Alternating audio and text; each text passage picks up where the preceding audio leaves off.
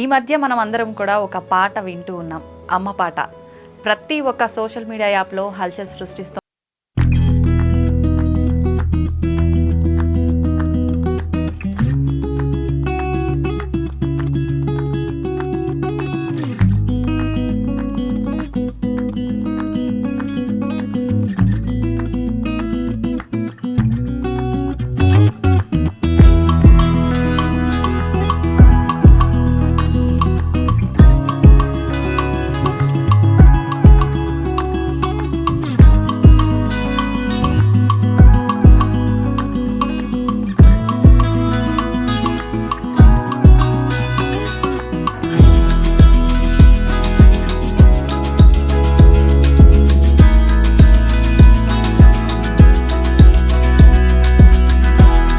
వరకు ఈ అమ్మాయే కరెక్ట్ కాదు ఈ పాటకు అనుకున్నారు.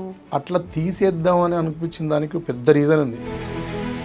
మీరు ఎన్ని లాంగ్వేజెస్లో ఈ పాటని? మొత్తం 5 భాషలు. అమ్మ పాడుం താലാട്ട് അമൃതത്തെ വിടവും മിനിക്കിരതേ शहद लगे मीठा मीठा माँ मेरे लोरी जो गाने लगे अम्मा पाड़े जोल पाట అమృతాని కన్నతియనంట. ఈ పాట నేను 20 years బ్యాక్ రాసిన, ఇప్పుడు కాదు. చేస్తే పాన్ ఇండియా సబ్జెక్ట్ ఒకసారి చేసి చూడాలని అనిపించింది నాకు. అదొక పిచ్చ పట్టుకొని చేసిన.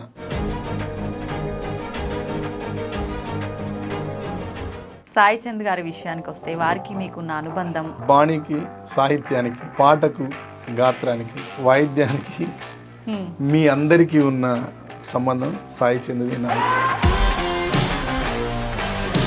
మీరు జగన్ గారి దగ్గర ఒక సాంగ్ పాడే అవకాశం మీకు వచ్చింది, ఎలా వచ్చింది? ఎందుకు పాడినానంటే ఈ నెట్వర్క్ యుగంలో కూడా, ఇంత అప్డేటెడ్ ప్రపంచంలో ఉండి కూడా జగన్ అన్న ఫోన్ వాడడం అంటే నాకు నిజంగా, ప్రతి ఇంటిని చుట్టుకుంది ఇంటర్నెట్టు, అన్నింటికి ఇప్పుడదే ఆయువు పట్టు, అభివృద్ధికి కట్టుకున్న సైబరు మెట్టు, అశ్లీలత దాని అంతరాత్మలో గుట్టు, నమ్మరయో నెటిజన్స్ తల మీదొట్టు. తను చెప్పారు నాకేం ఇబ్బంది అనిపించలేదు తెలుగు రాకపోయినా పాట పాడడానికి అని.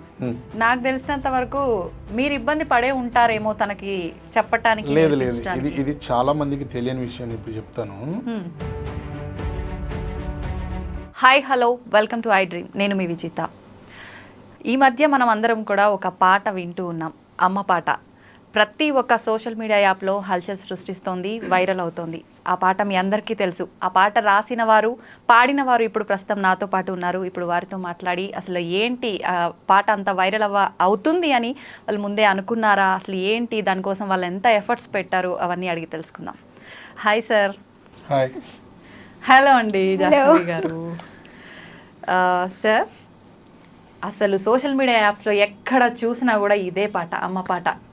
ఎంత బాగుందంటే అసలు వింటుంటే అమృతం పోసినట్టుంది చెవులలో. నిజంగా నేనైతే దాదాపు రోజు ఒక 20-30 సార్లు చూస్తున్నా, ఎంత బిజీగా ఉన్నా కూడా. నిజంగా సార్, రీల్ కూడా సేవ్ చేసి పెట్టుకున్నా, నేను రీల్ చేయాలి అని చెప్పి. మీరు తొందరగా చేసి పెట్టండి. చేయాల్సిందే సార్. అనుకున్నారా సార్ ఇంత ఆదరణ లభిస్తుంది, ఇన్ని మిలియన్ వ్యూస్ వస్తుంది అని చెప్పి రాసినప్పుడు? మీరు అనుకోలేదండి. అమ్మ పాట కదా, ఎవరు రీచ్ అయింది. మామూలుగా ఈమెకు మంచి పేరు వస్తుంది, మేము మంచి ప్రాజెక్ట్ చేసినాం అనే గుర్తింపు ఉంటుంది, అట్లా అనుకున్నాం. కానీ ఇంత హ్యూజ్ నేమ్ వస్తుంది, ఇంత హిట్ అవుతుంది, ఇంత వైరల్ అవుతుంది, అసలు ఇంత కనెక్ట్ అవుతారు అందరని ఎక్స్పెక్ట్ చేయలేదు. ఎక్స్పెక్ట్ చేయలేదు. మీరు చెయ్యని దానికంటే మించి ఆదరణ వచ్చింది, మామూలుగా కాదు. మరి feeling very happy, very happy. ఇంకేమైనా చేయొచ్చు అనేంత ఎనర్జీ వచ్చింది, బూస్టింగ్.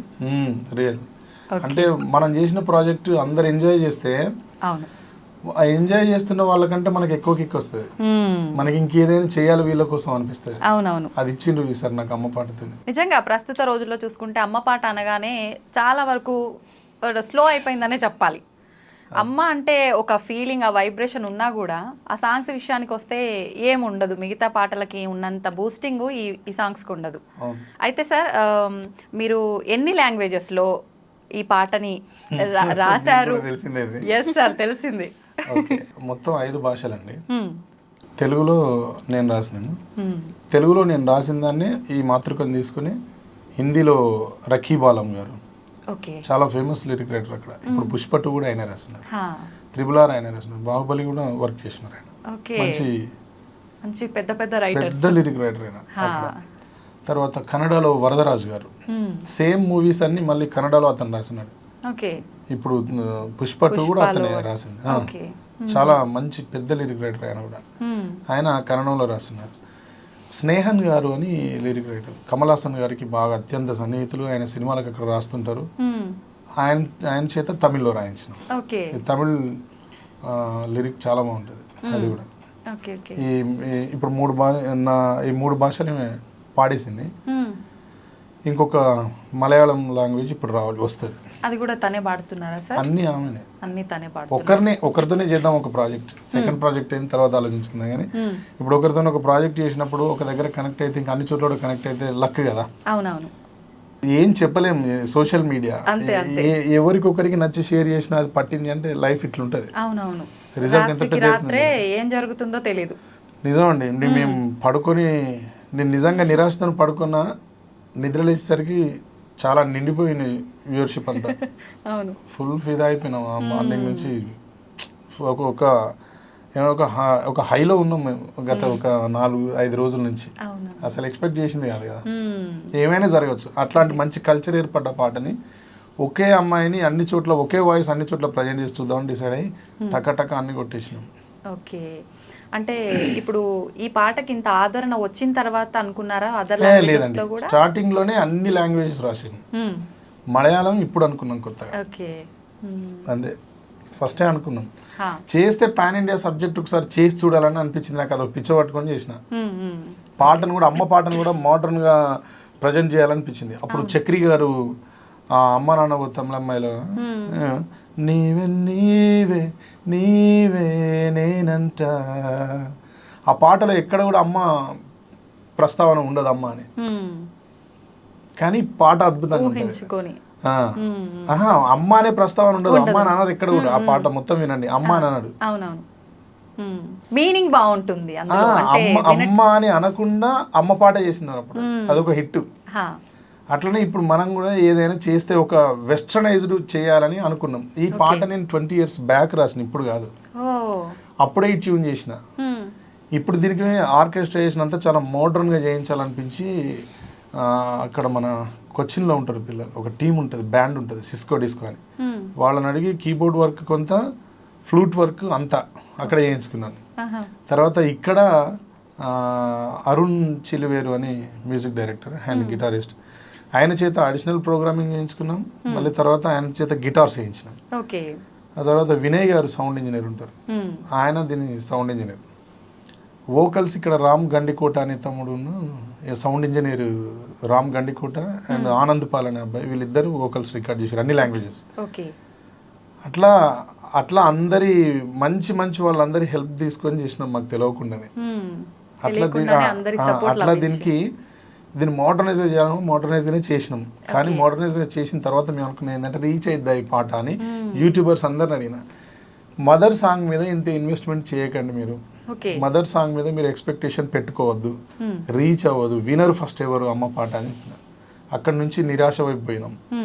కానీ ఏది ఏమైనా మంచిది రిలీజ్ చేసినా కానీ చివరిగా ఒక నిర్ణయానికి వచ్చి రిలీజ్ చేసినాం. అది రిలీజ్ చేసిన తర్వాత కూడా May 5కు వదిలితే May 17-18 అట్లా పాట రేజింగ్లోకి వచ్చిందండి. అసలు లింక్ చూడడం మానేసిన నేను. ఓకే, అమ్మ పాట స్లోగా మళ్ళీ మదర్స్ డేకి మళ్ళీ యాక్టివ్ అయింది. ఈ లోపు మనం ఇంకా వేరే పాట ఏం చేద్దామనే ఆలోచనలో ఉన్నాం. కానీ అది 17th 18th డేట్ నుంచి నోటిఫికేషన్స్ వస్తూ ఉంటే ఒకరోజు ఓపెన్ చేస్తే అసలు ధారాపాతంగా పోతుంది మార్నింగ్. అంటే మీరు ఓపెన్ చేసే వరకు మీకు ఎవరు చెప్పలేదా, మీ ఫ్రెండ్స్ అండ్ ఫ్యామిలీ ఇలా ఉంది అని? ఎవరు చెప్పలేదు. అంటే ఎవరు అసలు ఒక మూడ్లో ఉన్నాం, పని ఆ పనిలో ఉన్నాం. ఆయన డిఎస్ రావు గారు అని ఉంటారు, ఆయనకు ఒక ఫిలింకి వాళ్ళ అబ్బాయిని పెట్టి సినిమా చేస్తున్నారు, పాట రాయాలంటే ఆ పాట రాసే పనిలో ఉన్నా. ఇంకా నేను ఇది అసలు మొత్తమే ఎప్పుడైతే ఇది డ్రాప్ అవుట్ అయిందో అప్పుడే వదిలేసి పని మీద పడిపోయినా. ఆ రోజు నుంచి మళ్ళీ దీని చుట్టూ దీన్ని కామెంట్స్ చదవడం, ఏమంటున్నారు చూడటం, అందరు ఏం అభిప్రాయంలో ఉన్నారు, పాట ఎట్లా ఆదరిస్తున్నారు, ఇవన్నీ ఇంకా చెక్ చేస్తూ పోతున్నాం అంతే. ఓకే. ఇప్పుడు మనం ఇంటర్వ్యూలో ఉన్న ఈ టైంలోనే నా ఛానల్ కూడా 1 lakh సబ్స్క్రైబర్స్ దాటుతుంది, అక్కడ ఉంది ఇప్పుడు. అంత రీచ్ ఉంది. ఓకే. సోషల్ మీడియా, ఇన్స్టాగ్రామ్ ఇవన్నీ కూడా ఒక రీజనే కదా సార్ ఇది ఇంత వ్యూస్ రావడానికి? అసలు సోషల్ మీడియాలో ఉన్న అమ్మాయిలకి, అమ్మలకి, అందరికీ నేనైతే రుణపడి ఉంటా అమ్మా. ఓకే. 100% ఈ అమ్మాయి, నేను, మా టీం అంతా రుణపడి ఉంటాం. వాళ్ళు ఎత్తుకోవడం వల్లనే ఈ పాటకి ఇంత క్రేజ్ వచ్చింది, వాళ్ళు ఆదరించడం వల్లనే ఇప్పుడు మనం ముగ్గురం కూర్చుని మాట్లాడుకునే స్థితికి వచ్చింది. మనం ముగ్గురం కూర్చుని మాట్లాడే స్థితికి వచ్చింది. ఈ పాట కూడా 30 లక్షలు దాటే స్థితికి వచ్చింది. సూపర్ సార్, నిజంగా కంగ్రాట్స్. Thank you. జాహ్నవి గారి విషయానికి వస్తే ముందుగా ఒక పాట పాడిచ్చేద్దాం సార్. ఓకే, పాడించండి. జాహ్నవి గారు మా అందరి కోసం ఒక్కసారి, అంటే లైవ్ లో చూడలేదు కదా, ఒకసారి ఆ ఫీలింగ్. అమ్మ పాడే జోల పాట అమృతాని కన్న తీయనంట, అమ్మ పాడే లాలి పాట తేనెలూరి పారే ఏరులంట, నిండు జాబిలి చూపించి 2 బుక్కలు గిల్లేసి, నిండు జాబిలి చూపించి గోటితో బుక్కను గిల్లేసి, ఉక్కును పట్టి ఊయలలోపే అమ్మాలాలనా, ఊపిరి పోసే 100 ఏళ్ళ నిండు దీవేనా. సూపర్ అండి, అస్సలు సూపర్గా పాడుతున్నారు నిజంగా. తెలుగు రాదు అని విన్నా, అసలు ముందుగా పాటకు అప్రిషియేషన్స్ ఇచ్చే ముందు తెలుగు రాకుండా మా అందరం తెలుగు వచ్చిన వాళ్ళం ఏదో ఒక పాట పాడాలి అంటేనే ఎంతో కష్టపడతాం, ఆ ఉన్న పదాన్ని కూని చేసేస్తాం. మీకు ఇబ్బంది అనిపించిందా? అనిపించలేదు. అనిపించలేదు. ఓకే, ఎందుకని అనిపించలేదు? అనిపించాలి కదా యాక్చువల్గా తెలుగు రానప్పుడు. मतलब तेलुगु अम्माई ने तो इतना नहीं लगा है ना. నాకు సంబంధం లేదు, అడిగింది నిన్ను. అయ్యో, మీరు హెల్ప్ చేస్తారని చూస్తున్నారు సార్ పాపం. ఆల్రెడీ నేను హెల్ప్ చేసిన మంత్స్, కొన్ని నెలలు హెల్ప్ చేసిన. అది పాట విషయంగా కదా సార్. ఇప్పుడు మాట్లాడాలి. ట్రై చేస్తున్నా. Very good. ట్రై చేస్తున్నా, ట్రై ఇంగ్లీష్ అయిపోయింది, చేస్తున్నా తెలుగు. ఓకే, ప్రయత్నిస్తున్నా. Okay, super. నిజంగా మీ పాట విని అందరికీ అమృతం పోసినట్టయితే ఎవరికుందో, మీరు ఇచ్చిన ఇంటర్వ్యూలో అంటే తనకి తెలుగు రాదు అనగానే మీ ముద్దు ముద్దు ఆ క్యూట్ క్యూట్ తెలుగు పదాలు వినడానికి వెయిట్ చేస్తున్నారు జనాలు. ఓకే సార్, నేను ఒక అంటే ఈ టాపిక్ నుంచి పక్కన వస్తే మధ్యలో ఒక విషయం అడగాలనుకుంటున్నా. మీరు జగన్ గారి దగ్గర ఒక సాంగ్ పాడే అవకాశం మీకు వచ్చింది, ఎలా వచ్చింది, ఏంటి ఆ సాంగ్? మళ్ళీ మా అందరి కోసం ఒకసారి. సంక్రాంతి పండుగ కోసం అని ముఖ్యమంత్రి గారి ఛాంబర్ నుంచి కాల్ వచ్చిందండి. అక్కడ నాకు బాగా తెలిసిన అన్న చెవిరెడ్డి భాస్కర్ రెడ్డి అన్న ఉంటాడు. ఆయన ఇక్కడ ఉన్న మన మా వాళ్ళందరితో ఎక్కువ టచ్లో ఉంటాడు. ఆయనకు మా సాహిత్యం, మా పాటలు అంటే బాగా ఇష్టం, బాగా అప్రిషియేట్ చేస్తారు, ఆయన బాగా వింటారు పాటల్ని. అట్లా అక్కడ ప్రస్తావన వచ్చినప్పుడు నా పేరు కూడా చెప్తే నేను వెళ్ళినప్పుడు అక్కడ సంక్రాంతి పండుగలో ఆ పాట పాడినాం. అది కూడా ఎందుకు పాడినానంటే, ఈ నెట్వర్క్ యుగంలో కూడా ఇంత అప్డేటెడ్ ప్రపంచంలో ఉండి కూడా జగన్ అన్న ఫోన్ వాడడం అంటే నాకు నిజంగా చాలా చాలా ఆశ్చర్యం అనిపించింది. ఆయన ఫోన్ వాడకుండా రాష్ట్రాన్ని నడిపించే పనిలో ఎంత నిమగ్నమై ఉన్నాడో, మన చేతుల్లో ఫోన్ ఉండి మనం ఎంత చెడిపోతున్నామో అన్నం చూసి నేర్చుకోండి అని ఒక చిన్న మెసేజ్ చెప్పిన. ఓకే, అది మీరు ముందుగానే రాసుకున్నారా సార్ అప్పటికప్పుడు?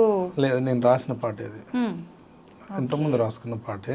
కాకపోతే అక్కడికి వెళ్ళిన తర్వాత నాకు అన్న ఫోన్ వాడడం అంటే అసలు ఎగ్జైట్మెంట్, విపరీతమైన ఎగ్జైట్మెంట్. ఈయన ఫోన్ వాడకుండా ఒక రాష్ట్రాన్ని నడుపుతానంటే ఎంత గ్రేట్ అనిపించింది. సహజంగా సెల్ ఫోన్ ఉండాలి. ఇక్కడ మా దగ్గర కేటీఆర్ అన్న ఫోన్ వాడతారు. ట్విట్టర్లో ఆయన ఒక రకమైన లీడర్. ఆయన సోషల్ మీడియాని బాగా దాని నుంచి బాగా యాక్టివ్గా ఉంటాడు, దాని నుంచి చాలా హెల్ప్ తీసుకుంటాడు. దాన్ని ఆయన అప్డేట్ చేస్తూ ఉంటాడు, అప్డేట్ అవుతూ ఉంటాడు. అతను ఒక రకమైన పొలిటీషియన్.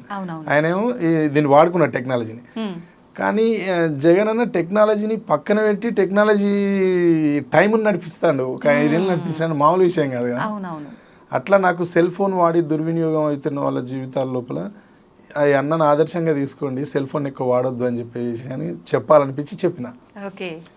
కళల ప్రపంచం కల్లోల ప్రపంచం కౌగిట పడి నలుగుతోంది నేటి ప్రపంచం మాయాజాలం జగమంతటగాలం అరచేతిలో కొలువైంది నా శనగాలం ప్రతి ఇంటిని చుట్టుకుంది ఇంటర్నెట్టు అన్నింటికి ఇప్పుడదే ఆయువు పట్టు అభివృద్ధికి కట్టుకున్న సైబరు మెట్టు అశ్లీలత దాని అంతరాత్మలో గుట్టు నమ్మరయో నెటిజన్స్ తల మీదొట్టు కలల ప్రపంచం అట్లానే అది ఆ రోజు ప్రజెంట్ చేసి వింటుంటే అనిపిస్తుంది సార్ నిజంగా ఇంత ఉందా ఫోన్ వల్ల మనకు ఇబ్బంది. అంటే ఫోన్ వల్ల మంచి కూడా ఉందండి. ఫోన్ వల్ల మంచి కూడా ఉంది. మనం ఇక్కడ 6 ఆకలితో ఉన్నాం అంటే అన్నం కూడా ఫోన్ ఇక్కడికే తెచ్చిస్తే మనకి. ఇన్ కేస్ మన అమ్మో నాన్నో ఎవరైనా ఎక్కడో దూరంగా ఉన్నారు అంటే కూడా వాళ్ళని ఇమీడియట్గా మన దగ్గర తీసుకురావడం కూడా ఫోన్ మనకు ఉపయోగపడుతుంది. అంటే దీంట్లో మంచిని వాడుకోవడంతో పాటు చెడుని ఎక్కువ వాడుకున్నప్పుడు దానివల్ల చెడు ఫలితాలు వస్తాయనే విషయాన్ని చెప్పినాను. కొత్త సెల్ ఫోన్ వచ్చిన కొత్తలో చాలామంది, వాట్సాప్ వచ్చిన కొత్తలో, తర్వాత ఇన్స్టాగ్రామ్ వచ్చిన, టిక్ టాక్ అయితే అత్యంత భయంకరమైంది. దానివల్ల కొన్ని కాపురాలు కూలిపోయినాయి, కొన్ని జంటలు విడిపోయినాయి, కొన్ని సంబంధాలే తెగిపోయినాయి. అసలు భార్యాభర్తల మధ్య ఎన్ని తగాదాలు వచ్చినాయో అది ఉన్నంతసేపు, టిక్ టాక్ ఉన్నంతసేపు నా మనసులో రోజు ప్రామిస్ దాన్ని తిట్టుకున్నట్టు ఈ భూమి మీద ఎవరిని తిట్టలేదు ఇప్పుడు. టిక్ టాక్ అనే యాప్ను ఇరిటేషన్ నాకు అది ఓపెన్ చేస్తే. అది పోవాలి అది ఉండద్దు ఎవరైనా బ్యాన్ చేయాలి చేస్తే బాగుండు, దీన్ని ఎవరైనా ఫైట్ చేస్తే బాగుండు అని అనిపించేది. మస్తు హ్యాపీ ఫీల్ అయి ఉంటారు సార్ మీరు. ఫీల్ అవ్వడం ఏందండి, పాటే రాసిన నేను కరోనా టైంలో. కరోనా వచ్చింది కరోనాలో కూడా వీడియోలు చేస్తున్నారు టిక్ టాక్లో. కరోనాలో ఎంత కామెడీ చూడండి. బ్రతుకుందో బ్రతకదో ప్రపంచం గ్యారంటీ లేని ఫైనల్ జోన్లో ఉన్నాం మనం. డేంజర్ కాల్లో, ఫైనల్ కాల్లో ఉన్నాం. అక్కడ కూడా కరోనా మీద కామెడీ చేస్తూ జోకులు చేస్తూ పెట్టినారు. ఇంకా చాలామంది చాలా రకాలుగా పెడుతుంటే చూసి నాకు ఇరిటేషన్ వచ్చి ఆ పాట కరోనా మీద రాయాలని వచ్చినప్పుడు టిక్ టాక్ కూడా రాసిన. అది ఎక్కడ పుట్టింది అని చెక్ చేసిన ఒకరోజు కూర్చొని గూగుల్లో. అది చైనాలో పుట్టింది. కరోనా ఎక్కడ పుట్టింది? చైనాలో పుట్టింది. ఓకే, ఆ 2 విషయాలని, చైనా మీద కరోనా మీద ఉన్న కోపాన్ని, ఆ రెండింటితో పాటు నాకు ఎప్పటి నుంచో రగులుతున్న టిక్ టాక్ కోపాన్ని అక్కడ మంట పెట్టి వదిలిపెట్టినాయి. మొత్తం చూపించేశారు. కరోనా నుండి బయటపడితే బతికి బట్ట కడితే ఈ కష్టకాలాన్ని ఎదుర్కొని మనం బతికి ఉంటే నేను చెప్పింది చెయ్యాలే మన దేశము, లేదంటే తప్పదయ విధ్వంసము. ఇది పల్లవి. ఒక చరణంలో చెప్తా. లోకాన్ని చైనా లోబరుచుకుంటూ పుట్టినోడికి ఆట బొమ్మలిచ్చింది, ప్రతి ఒక్కరికి సెల్లు ఫోను ఇచ్చింది, ఉద్యోగికేమో కంప్యూటర్ ఇచ్చింది. ఇంతమందికి ఇన్నిచ్చి ఆడవారికి స్పెషల్ టిక్ టాక్ ఇచ్చి లేపింది చైనా జగమంత పిచ్చి, కరోనా నుండి బయటపడితే బతికి బట్ట కడితే అని చెప్పిన. ఆడ నాకు ఆ సందర్భం కుదిరింది, చెప్పాలనిపించి చెప్పిన.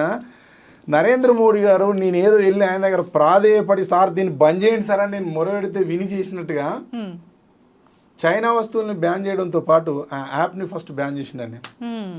ఆ రోజు ఫుల్ సెలబ్రేషన్ చేసిన. మ్యారేజ్ డేనో బర్త్డేనో చేసినట్టుగా టిక్ టాక్ బ్యాన్ రోజు. అది బ్యాన్ చేయాలన్న రోజు అమ్మా మామూలుగా సంతోషపడలేదు నేను. దానివల్ల మర్యాద అనేది మొత్తమే పోయిందండి. భార్యాభర్తల మధ్య, తండ్రి కూతుళ్ళ మధ్య, అన్నదమ్ముల మధ్య, అక్కా చెల్లెల మధ్య శరీరాన్ని ఎటంటే అటు ప్రదర్శించే స్థాయికి వచ్చినారు కొందరు. అవును సార్. అది నన్ను బాగా ఆలోచింపజేసింది, బాగా బాధ పెట్టింది నన్ను. అది ఇండియన్ విమెన్ అట్లా ఊహించుకోలేము మేడం. అవునవును, అట్లా ఊహించుకోలేము. అది ఎందుకో నాకు అది బాగా నన్ను బాధించింది. కానీ దానికి ఫుల్ స్టాప్ వచ్చింది. అట్లా నాకు కొన్ని ఉన్నాయట్లో ఏదో అప్పుడు తోచినట్లు రాసిన. నిజంగా సూపర్ సార్. ఆ టైంలో కూడా మీరు దానికి చెలించి అట్లా రాయటం అనేది నిజంగా గ్రేట్. దాంట్లో చాలా విషయాలు ప్రస్తావించిన పాటలో వినాశనాలన్నీ మేడు ఇని చైనాకు 2వ పేరే కరోనా, కరోనా నుండి బయటపడితే అని. ఈ అట్మాస్ఫియర్ మొత్తం రాసిన దాంట్లో.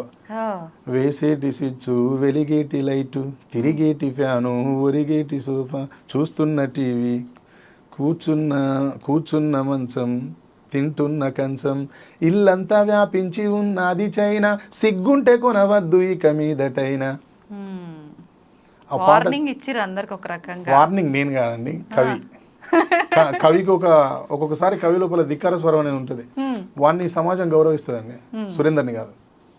సురేందర్ చెప్పలేదు అది, నా లోపల ఉన్న కవి ఈ సమాజంతో 20 సంవత్సరాలుగా సంబంధం కలిగి ఉన్న కవి చెప్పిండు. సురేందర్ మాట్లాడితే ఎవరు తీసుకోరు మేడం దాన్ని. ఇప్పుడు తీసుకుంటారు సార్, ఎందుకు తీసుకోరు? ఎప్పుడైనా కవి ఐడెంటిటీ రాక ముందు వరకే కదా సార్ అదంతా. లేదండి, అట్లుండదు. నేను అన్పార్లమెంటరీ మాట్లాడితే ఇప్పుడు ఎవరు తట్టుకోరు, ఇమీడియట్గా స్టార్ట్ చేస్తారు. ఓకే, అట్లుంటుంది. ఓకే సార్, సాయి చంద్ గారి విషయానికి వస్తే వారికి మీకున్న అనుబంధం, వారు పాడిన రాతి బొమ్మల్లో ఉన్న పాట చాలా సూపర్ హిట్, అది కూడా. మీ అనుబంధం గురించి. బాణీకి, సాహిత్యానికి, పాటకు, గాత్రానికి, వాయిద్యానికి మీ అందరికీ ఉన్న సంబంధం సాయి చంద్ది నాది, సాయిది నాది, అదే రిలేషన్ మా ఇద్దరిది. పాటే నాకు మంచి మిత్రుడు, నా పాటను ఎక్కువ మోసిన గాయకుడు. గర్జన అని ఉంటాడన్న, గర్జన అన్న తర్వాత ఈ మోడ్రన్ వేదికల మీద నా పాటను బతికించింది సాయి. ఓకే సార్, ఆ పాట ఎంతో మందికి ఇష్టం, నాతో సహా. ఒక 2 లైన్లు మా అందరి కోసం. ఏది? రాతి బొమ్మల్లోన. రాతి బొమ్మల్లోన కొలువైన శివుడా, రక్తబంధం విలువ నీకు తెలియదురా, నుదుటి రాతలు రాసేవో బ్రహ్మదేవా, తల్లి కొడుకుల ప్రేమ నీవు ఎరుగవురా, తెలిసుంటే చెడ్డంత నా కొడుకుని తిరిగి తెచ్చివ్వగలవా నీ మహిమలు, రాతి బొమ్మల్లోన కొలువైన శివుడా, రక్తబంధం విలువ నీకు తెలియదురా. సార్ నిజంగా అసలు హృదయాలన్నీ కదిలించేసినట్టు అవుతుంది ఆ పాట వింటుంటే. అది ఒక అద్భుతమైన పాట. ఇప్పుడు మనం రిలీజ్ చేసింది ఒక అద్భుతమైన పాట. సూపర్. అది బిడ్డను కోల్పోయిన తల్లి, ఇది తల్లి కోసం బిడ్డలందరూ వాడే. అవునవును. సరే, అమ్మ పాట విషయానికి వస్తే ఎట్లా మీరు మళ్ళీ వచ్చేసారు ఆ దారిలో కాబట్టి, తను చెప్పారు నాకేం ఇబ్బంది అనిపించలేదు తెలుగు రాకపోయినా పాట పాడడానికి అని. నాకు తెలిసినంత వరకు మీరు ఇబ్బంది పడే ఉంటారేమో తనకి చెప్పటానికి. లేదు, ఇది చాలా మందికి తెలియని విషయం. ఇప్పుడు చెప్తాను. ఎప్పటి నుంచో శ్రేయా ఘోషల్ మన దగ్గర పాట పాడుద్ది. నువ్వే మాయ చేసావు కానీ ఓ మనసా చెప్పమ్మా నిజాన్ని. ఇది గ్లోబలైజ్డ్ హిట్ అప్పుడు పాట, మణిశర్మ గారి కంపోజిషన్. ఆమెకు తెలుగు రాదు, ఇప్పటికీ రాదు. పాట పాడడానికి ఉన్న భాష రావడానికి సంబంధం లేదు ఇప్పుడున్న పరిస్థితుల్లో. భావుకథ తెలిస్తే చాలు, భావాన్ని, ఆ expression, music director, lyric writer వాళ్ళు ఇచ్చిన దాన్ని పాడగలిగే నేర్పున్న వాళ్ళు, దాంతోపాటు అంతో ఇంతో సంగీతంలో పట్టున్న వాళ్ళు అయితే ఈజీగా వచ్చేస్తారు బయటికి. అవన్నీ ఈ పిల్లకు ఉన్నాయి ఆ క్వాలిటీస్. ఏకసంతాగ్రహి. మనం ఒక ట్యూన్ చెప్పినాం అంటే మళ్ళీ 2-3 డేస్ తర్వాత అడిగిన కూడా పాడుతుంది. మనం 10 డేస్ తర్వాత గుర్తు చేసినా మళ్ళీ పాడుతుంది. చాలా మనం ఏదైనా ట్యూన్ ఇస్తే విని తొందరగా ఇన్స్పైర్ అవుతుంది, తొందరగా వెతుక్కుంటుంది, పట్టుకుంటుంది. దాంట్లో మనం ఏం చెప్పినాం, మనం ఏం సంగతులు ఎక్కడెక్కడ ఉన్నాయి పట్టుకుంటుంది. ఇంకా వీలైతే అమ్మ పాటలో 2-3 చోట్ల మార్పులు కూడా చేసి పాడింది ఈమె. నేను ఇచ్చిన ట్యూన్ని ఇంప్రూవైజ్ చేసి పాడింది ఈమె. మంచి ఇంప్రెషన్స్ పాడింది. సూపర్ నిజంగా. నేను అది ఎక్స్పెక్ట్ చేయలేదు. అట్లా అప్పుడు ఈమెకు సంగీత జ్ఞానం ఉంది కాబట్టి ఈమె కూడా ఎమోషనల్ బాగా, కాబట్టి పాటని పట్టుకోగలుగుతుంది. ఈ క్వాలిటీలు ఉన్న వాళ్ళు పైకి వస్తారండి. నేను కాకుండా ఈ అమ్మాయిని ఇంకెవ్వరు పరిచయం చేసినా ఈమె డెఫినెట్గా పైకి వచ్చేది. ఓకే, క్రెడిట్స్ మీరు తీసుకోవట్లే? లేదు మేడం, లేదు. నేచర్ ఎవరిని ఎక్కడెక్కడో డిసైడ్ చేస్తాయి. నా పాట, నేను రాసిన పాట రాతి బొమ్మలో కొలువైన శివుడా, వాడు మా సాయి దాన్ని అద్భుతంగా పట్టుకొని తిరిగేది. వాడు ఆ పాట కోసమే వేదికకు పోయేది. ఒక్కొక్కరికి ఒక్కొక్కటి లైఫ్ ఇస్తుంది. వాడికి పేరు వచ్చింది, నాకు పేరు వచ్చింది కదా. ఎవరి లైఫ్ వాళ్ళది, మళ్ళీ వాడి లైఫ్ వాందే, నా లైఫ్ నాదే. లిరిక్ రైటర్గా నాకు నేను, వాడు పబ్లిక్ పర్ఫార్మర్గా వాడు తిరుగుతూనే ఉండేది. ఎవరి లైఫ్ ఏం డ్యామేజ్ కాలేదు. అట్లా ఎవరు కష్టపడితే వాళ్ళకి పేరు వస్తుంది. కాకపోతే ఒకరికి పేరు రావడంలో ఒకరి పాత్ర కొంత ఉంటుంది, ఇంకొకరి పాత్ర, ఒకరి దాంట్లో ఒకరి పాత్ర ఉంటుంది. దాన్ని ఫస్ట్ తెలుసుకోగలగాలి మనం ఇక్కడ ఎంతవరకు, ఈ అమ్మాయి సక్సెస్లో నా ఎంతవరకు ఉంది, ఈ అమ్మాయి కాకుండా వేరే అమ్మాయితో నడిస్తే ఫ్లాప్ అయ్యేదేమో, పోయేదేమో. కానీ నేను విన్నంత వరకు ఈ అమ్మాయే కరెక్ట్ కాదు ఈ పాటకు అనుకున్నారు, వద్దు అని కూడా అనుకున్నారు. అనుకున్నాం, అది నేను చెప్తున్నా కదా, చాలా అనుకున్నాం ఈ పాట వద్దు, ఇంకో ప్రాజెక్ట్ చేద్దాం, వేరే ఏదైనా పాట చేద్దాం, ఈ పాట ప్లేస్లో ఇంకో 2-3 పాటలు అనుకున్నాం. కానీ మాకు చేరాల నారాయణ గారు అని ఉంటారు, కలయిక ఫౌండేషన్ చైర్మన్ గారు, నాకు అన్నిటికీ సపోర్ట్ చేస్తుంటారు. ఏదైనా ప్రాజెక్టులు చేస్తున్నప్పుడు ఏదైనా అవసరం పడితే. అట్లా నేను సార్ నుండి అడిగితే, ఎందుకే అమ్మాయి నన్ను సార్లు పిలిపించి పాడించినావు కదా, పాపం వచ్చింది, ఎందుకు వదిలే ఈ పాట కాకపోతే ఇంకో పాట చేద్దాం, వదిలే రిలీజ్ చేసి చూడు ఏమైద్దని అన్నాడు. అట్లా ఆయన మాటని గౌరవించి మేము కూడా ఇంత కష్టపడ్డది కదా నిజంగా ఎన్నిసార్లు వచ్చింది అంటే, మేము పిలిచిన ప్రతిసారి వచ్చింది. ఒకసారి వచ్చిన తర్వాత మేము రికార్డు కూడా చేయలేకపోయినాం, పాపం మళ్ళీ తిరిగి వెళ్ళిపోయింది. పంపిస్తే టైం అనుకూలించలేదు, రికార్డింగ్ థియేటర్ దొరకలేదు, అప్పుడు వెళ్ళిపోయింది. అవన్నీ మళ్ళీ ఒకసారి రీకాల్ చేసుకొని వదిలేమా పోని వస్తే రాని అని వదిలిపెట్టినాం. అది ఇట్లా 30 లక్షల దాకా పోయింది. సూపర్ నిజంగా. సరే, ఎన్ని రోజులు పట్టింది ప్రాక్టీస్కి తనకు? ఈమె ప్రాక్టీస్ చేయడం చాలా స్పీడ్గా చేసింది. అక్కడక్కడ చిన్న చిన్న మన ఎక్స్ప్రెషన్స్ ఉంటాయి కదా, వాటి కోసం కొంచెం టైం తీసుకొని ఈమె నన్ను వదిలేండి సార్, ఒక 1 మంత్ నేను ప్రాక్టీస్ చేసుకుని వస్తా బాగా అంటే విడిచిపెట్టినాం. 1 మంత్ ప్రాక్టీస్ చేసుకుని వచ్చి పాడిందంటే ఫైనల్. ఆ తర్వాత మేము కంపోజిషన్లో చేంజెస్ చేసినాం, మ్యూజిక్లో ఆ ట్రాక్లో అరేంజ్మెంట్స్ కొన్ని అక్కడక్కడ ఇన్స్ట్రుమెంట్స్ మార్చడం, ఒకసారి ఒక ఇన్స్ట్రుమెంట్ మీద పోదాం అనుకొని చేసినాం, తర్వాత ఇది వద్దు అనుకున్నాం, అట్లా చేసినాం. అంటే మేము చేంజెస్ చేసినాం కానీ ఏం చేయలేదు, వచ్చింది ఒకసారి పాడిపోయింది. ఓకే, మిగతా రిస్క్ అంతా మీరే తీసుకున్నారు, పాట మాత్రం తనకు వదిలేశారు, తను చూసుకుంది ఇంకా. ఓకే, అయితే మిగతా లాంగ్వేజ్లో కూడా రిలీజ్ చేస్తున్నాము అని చెప్పారు కదా సార్, ఎప్పుడు ఎక్స్పెక్ట్ చేయొచ్చు, ఎప్పుడు రిలీజ్ అవుతాయి? ఈ వీక్ అంతా ఉండట్లేదు, నేను ఇక్కడ బయటకు వెళ్తున్నా, నెక్స్ట్ వీక్లో చేసేస్తామని. ఇప్పుడు కన్నడలో గ్లింప్స్ వదిలేస్తాం, ఆయన వరదరాజు గారితో మాట్లాడాలి, ఈరోజు నైట్ మాట్లాడతా. నెక్స్ట్ ఈ 2-3 డేస్లో అక్కడ గ్లింప్స్ వదులుతాం, దాని కల్చర్ని చూసి దాని రీచింగ్ చూసి నెక్స్ట్ పాట ఏ డేట్కి వదులుదామని డిసైడ్ చేస్తాం. ముంబైలో అయితే హిందీ అయితే అక్కడ ఈమెకు చాలా మంచి ఫాలోయింగ్ ఉంటుంది ముంబైలో, వీళ్ళ ఫాదర్ కూడా చాలా మంచి ఫాలోయింగ్ ఉంటుంది అక్కడ. మా నారాయణ గారు ఉన్నారు కదా, కలయిక ఫౌండేషన్, ఆయనకు కూడా అక్కడ తెలుగు కమ్యూనిటీ చాలా గ్రిప్ ఉంటుంది. అట్లా మా సార్తో ఒకసారి మాట్లాడి ముంబైలో చిన్న మీటింగ్ అరేంజ్ చేసి, చిన్న ఫంక్షన్ లాగా అరేంజ్ చేసి ఈవెన్ అక్కడ ప్రమోట్ చేయడం కోసం చిన్న వీడియో, ఒక చిన్న మీటింగ్ ఏర్పాటు చేసి అక్కడ రిలీజ్ చేసేస్తాం. అట్లా ఇదంతా ఒక 10 days టైంలో అన్ని వదిలేస్తా పాటల్ని. అన్ని ఒకేసారి వస్తాయా సార్? అంటే 2-3 days గ్యాప్లో అన్నీ వస్తాయండి ఒకసారి. ఇప్పటి వరకు అన్ని 5 లాంగ్వేజెస్లో అయిపోయినాయా సార్? 4 languages complete done. ఒకటే లాంగ్వేజ్ ఉంది, అది మలయాళం. ఎందుకని ఆగిపోయింది అది? అది అప్పుడు అనుకోలేదు, మేము 4 భాషలు చాలనుకున్నాం.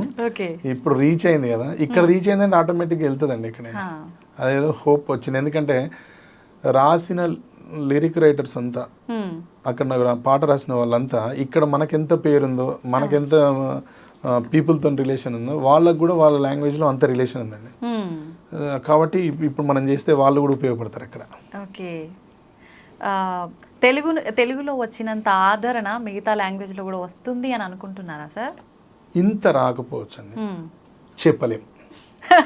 ఇది కూడా మనం ఎక్స్పెక్ట్ చెయ్యంది జరిగింది కదా, అది కూడా చెప్పలేం. మాకు అక్కడ కూడా ఏం పెద్ద అద్భుతం జరుగుతాను కాదు, అక్కడ కూడా కొంత రీచింగ్ వస్తుంది, ఈమెకు పేరు వస్తుంది, ఈమె ఫేస్ రిజిస్టర్ అయింది, అవునవును, మనకు అది చాలు.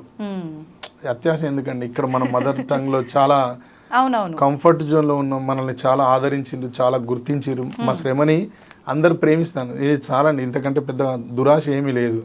కానీ మార్కెట్ అక్కడ దాకా ఉంది కదా, అవకాశం ఉంది కదా, అవకాశం ఉన్నప్పుడు అంత దూరం నడవగలగాలి, మనకు అంత ఓపిక ఉంది కదా, చేద్దాం. అట్లా మిగతా లాంగ్వేజ్ లో పాట ఏమైనా పాడగలుగుతారా అండి ఇప్పుడు మీరు?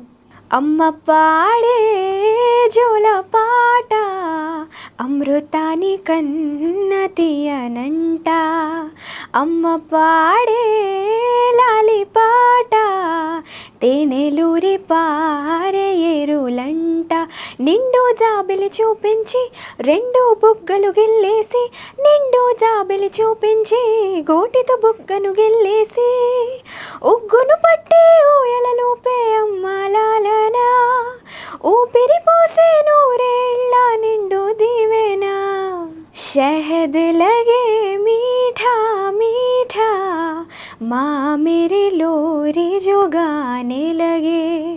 लगे कुरहाने कभी गीता, माँ मेरी लोरी जो गाने लगे, चंदा मामा से मेरी बातें वो कराती है, चांदी की कटोरी में खीर वो खिलाती है, प्यार से मुझको सीने से लगाती मेरी माँ, जियो हजारों साल दुआएं देती मेरी माँ. अम्मा पाडुम तालाट अमृतत्ते विडवुम मिनिकिरदे, अम्मा पाडुम मरिरारो തേൻ സിന്ധും നദിയായി പായ്കിരതേ, വെള്ളി നിലവിനെ കാട്ടെത്താൻ നഖത്താൽ കണത്തെ കിള്ളിത്താൻ, വെള്ളി നിലവിനെ കാട്ടെത്താൻ നഖത്താൽ കണത്തെ കിള്ളിത്താൻ, ഊട്ടി വീട്ടി ഉഞ്ചലാട്ടും നമ്മാറുതൽ, ഉയரை காக்கும் நூறாண்டு நல்வாழ்த்துக்கள், அம்மா பாடும் தாலாட்டு అమృతత్తే విడவும் మినికిరదే.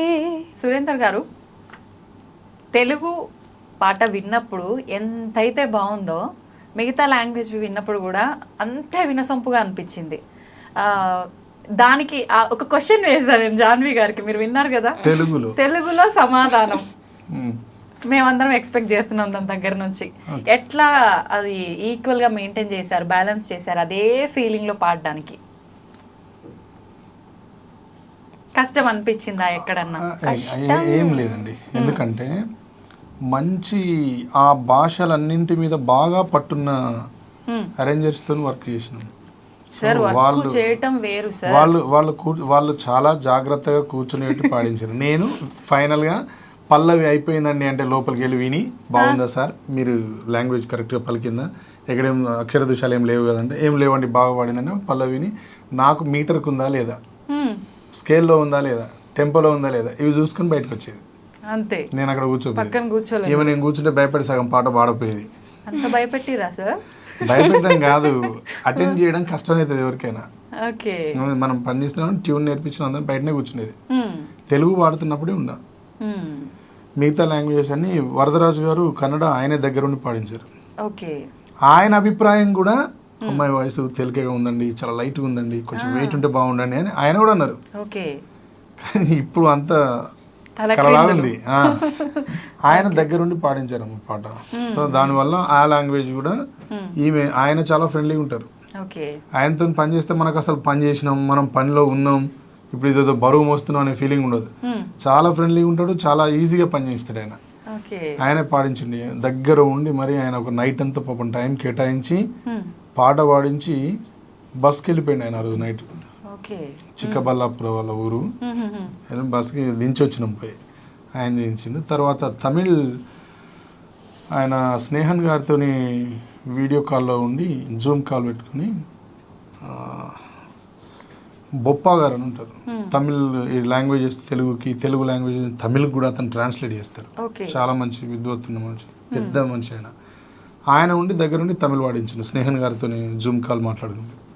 నేను మళ్ళీ సేమ్ పల్లవి అయిపోయిందండి, ఓకే పోయినాను, విన్నాను, టెంపో కింద ఉంది, మీటర్ కింద ఉంది, పిచ్లో ఉందా ఉంది, ఓకే రైట్ అండి, మళ్ళీ బయట చరణం ఏందని పిలిస్తే మళ్ళీ పోయి కూర్చొని విని, ఓకే బాగుంది, ఎక్స్ప్రెషన్ అంతా ఓకే పాడండి నెక్స్ట్, అట్లా వాళ్ళ చేత పాడించినాం. ఇబ్బంది ఏమి అనిపించలేదు ఆమెకి, ఎందుకంటే ట్యూన్ అలవాటు అయింది కదా. లాంగ్వేజ్లో ఏమి ఇబ్బంది పడ్డ లాంగ్వేజ్ ఏదైనా ఉంటే తమిళ్. ఇప్పుడు ఇంకా మలయాళం ఇంకా టఫ్ ఉంటుంది, అది పాడడం చాలా కష్టం. అయినా ట్రై చేస్తున్నాం, చేద్దాం అది కూడా. అవును, అది టాస్క్ అండి. తమిళ్ కూడా కొంత కష్టపడితే కొంతవరకు పాడవచ్చు, మిగతాది టైం తీసుకుని చేయవచ్చు. కానీ మలయాళం అనేది కొంచెం భయంకరమైన భాష, చూడాలి ఏం జరుగుతుంది. చూద్దాం, మేము కూడా వెయిట్ చేస్తున్నాం. మీరు ఇప్పుడు చెప్పిన తర్వాత ఇంకెక్కువ ఉంది సార్ మాకు వెయిటింగ్. ఇబ్బంది అన్నారంటే ఎట్లా పాడతారు, ఇట్లానే వస్తుంది అవుట్పుట్, ఎట్లా వస్తుంది అని? అవుట్పుట్ అదిరిపోతుంది. ఇప్పుడు ఆమె ఉన్న ఏమంటారు, ఆమె హైలో ఉన్నది. ఇప్పుడు సక్సెస్ ఎంజాయ్ చేస్తాను కదా, ఈ ఎంజాయ్మెంట్ లో ఏమైనా చేయగలుగుతారు, ఎంత రిస్క్ అయినా ఈజీగా చేసేయగలుగుతాం. అట్లా తెలుసు మీకు ఈ పాటకి? ఇన్స్టాగ్రామ్ అయితే ఇప్పుడు మా పాట నిలబెట్టిందో, మేమిద్దరం కూడా ఆ ఇన్స్టాగ్రామ్ ద్వారానే పరిచయం. ఓకే, అంటే ఈ పాటకు ముందేనా సార్? ఎట్లా అసలు డీటెయిల్గా. మామూలుగా మేము ఆడిషన్ కాల్ పెట్టినాం ఓకే. తల్లి నావెల్శాల పాట గురించి. అప్పుడు నా ఐడి కొంచెం పైకి వచ్చింది, అది బాగా హిట్ అయింది పాట. అట్లా ఇట్లా ఈమె లాంటి సింగర్స్ చాలా మంది రిక్వెస్ట్లు పెడతా ఉంటారు, ఓకే. వింటా ఉంటా. నాకు ఎక్కడైనా ఏదైనా బాగా టచ్ అయింది అనిపిస్తే పిలిపిస్తా. అట్లా చాలా మందిని పిలిపించి విన్నాం, వాళ్ళు కాలేదు ఈమె అయింది అంతే. Insta through. అంతకుముందు ఏమైనా సాంగ్స్ పాడారా? ఇది డైరెక్ట్గా పాట రికార్డింగ్లో ఇదే ఫస్ట్. కానీ ఈమె అంతకుముందు ఈమె ఏదో అట్లా పాడుకొని పెట్టింది విన్నా, పాడింది పెడితే విన్నా. ఏదది దాన్ని ఏమంటారు బా, ఏం పాట అది? బాహుబలి సాంగ్.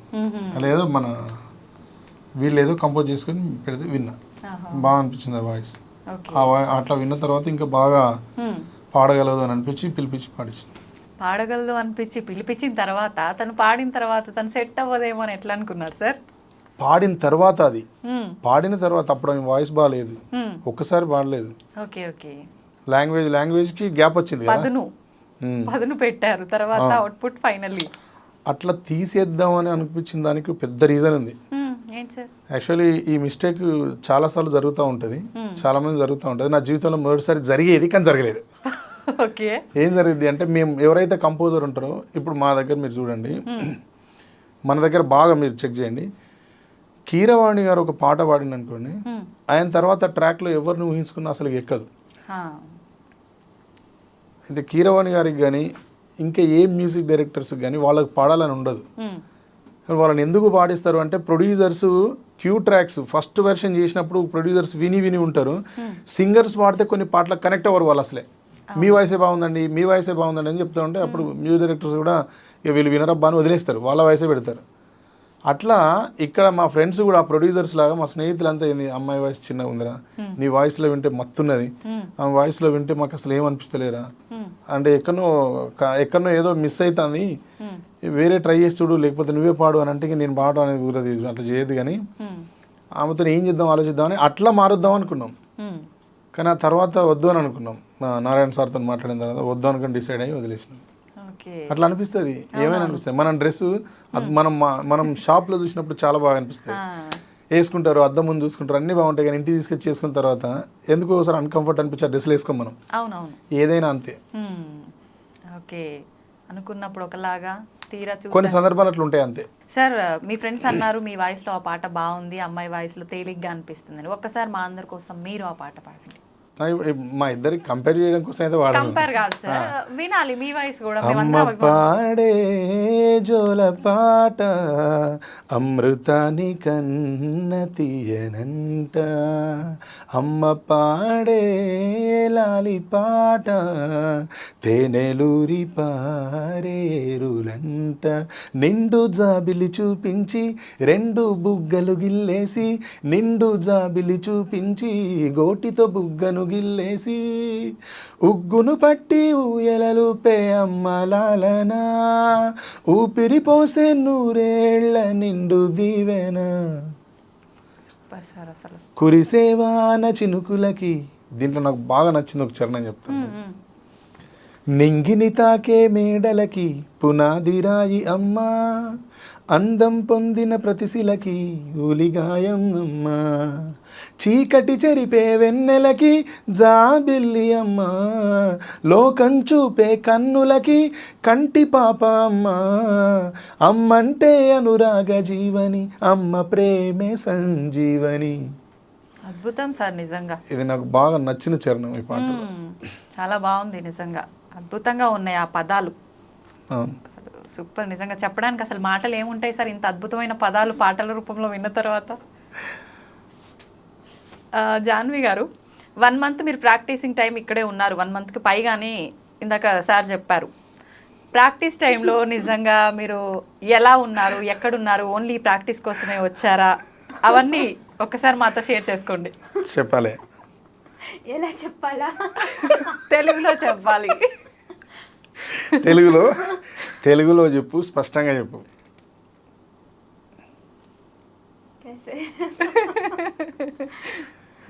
ఈమె ఆఫీస్లో ఉండేది, మా ఆఫీస్లోనే ఉండేది. ఓకే.